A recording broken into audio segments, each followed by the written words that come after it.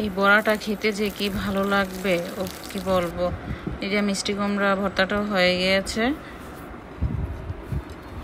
Hello everyone, তোমরা সবাই কেমন আছো? আশা করি ভালো আছো। আমি আল্লাহর রহমতে তোমাদের দয়ায় ভালো আছি। তা আমরা যারা গৃহিণী তারা তো প্রতিদিনের একই কাজ থাকে, ঘর গোছানো, ঘর সামলা, রান্না বান্না করা, প্রতিদিন একটা কাজই থাকবেই।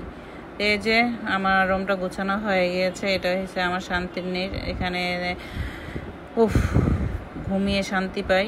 তো আমার পাশে, রুমের পাশে একটা জানালা আছে, জানালা দিয়ে কি সুন্দর একটা ভিউ দেখা যায়, তোমাদেরকে অবশ্যই দেখাবো।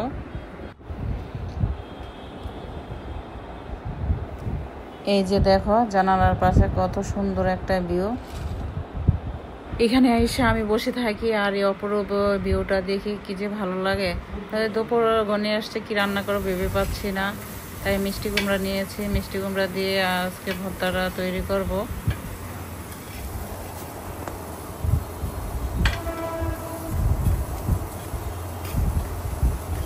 লাগে অবশ্য সিদ্ধ করে নেওয়া যায়, তবে আমি আজকে তেলে এটাকে ভর্তা করব। টালা ভর্তাটাকে খেতে খুবই ভালো লাগে, তোমরা একবার এভাবে খেয়ে দেখো। আমার মনে হয় সিদ্ধ করে ভর্তা তৈরি করলে পানসা পানসা লাগে, কিন্তু এইভাবে ভর্তা তৈরি করলে খুবই মজা লাগে। তো আমি পেঁয়াজ বেরেস্তা করে নিয়েছি এবং মরিচটাও ভেজে নিয়েছি।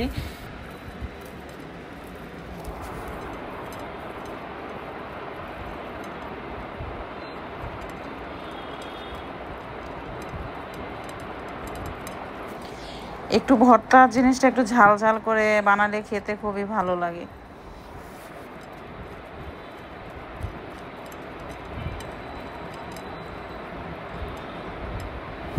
আজকে মনে হচ্ছে আমার খুব ভাত খাওয়া হবে, কারণ ভর্তা দেখলে আমার মাথা কাজ করে না, সেখানে অনেকগুলো ভাত খাওয়া হয়ে যায়।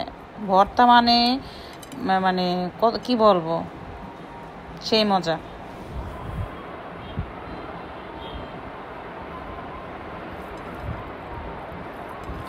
তো ভর্তাটা বানানো হয়ে গিয়েছে দেখো।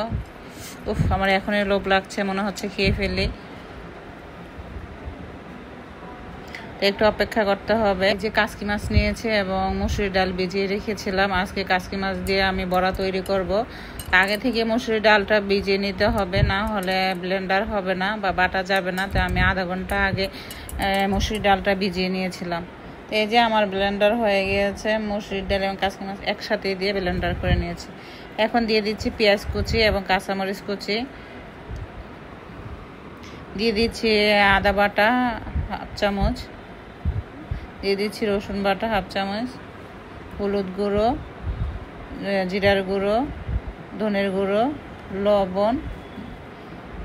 আমার সব উপকরণ দেওয়া হয়ে গেছে, এখন আমি ভালো করে মিশিয়ে নিব। অনেক বাচ্চারা মাছ খেতে চায় না, আমার বাচ্চারা ছোট ছোট মাছ খেতে চায় না। রান্না করলে এইভাবে বড়া তৈরি করলে বা পাকুড়ার মতন করে তৈরি করে দিলে অবশ্যই বাচ্চারা খেয়ে নেবে। সাথে সস দিলে তারা আরও ভালো হবে। তো এখন কড়াইতে দিয়ে দিয়েছি তেল। এক এক করে পেস্টটা দিয়ে দিচ্ছি বড়া তৈরি করার জন্য। পান্তা ভাত বা গরম ভাতের সাথে এই বড়াটা খেতে যে কি ভালো লাগে, ও তোমাদেরকে কি বলবো। তোমরা তো এই মাছের সাথে যদি মনে হয় যে একটু লেবু দিতে হবে তাহলে দিতে পারো, কারণ এই মাছটার সাথে লেবু দিলে একটা ফ্লেভার আসবে এবং কাঁচা গন্ধ, মাছের গন্ধটা আসবে না। আর এই যে আমার ভাজা হয়ে গিয়েছে, একটু লাল লাল করে ভেজে নিতে হবে, না হয় কাঁচা গন্ধ আসবে। আজকে আমার দুইটা রেসিপি কেমন হয়েছে অবশ্যই লাইক, শেয়ার, কমেন্ট করে এবং সাবস্ক্রাইবার করে দিবে তোমরা। তো তোমরা সবাই ভালো থাকো, সুস্থ থাকো, আমার জন্য দোয়া করো। আল্লাহ হাফেজ।